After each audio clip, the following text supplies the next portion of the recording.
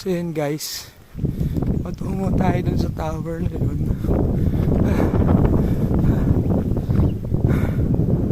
It's 6:29 AM ng umaga.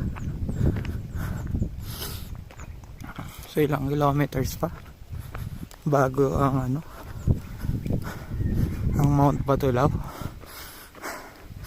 Pero hinihingal na po ako. Grabing uphill to pala. Marami pong tayo dyan.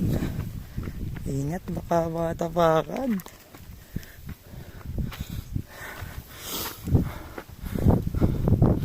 Huy. Let's go. 1.45 kilometers na po. Almost 22 minutes.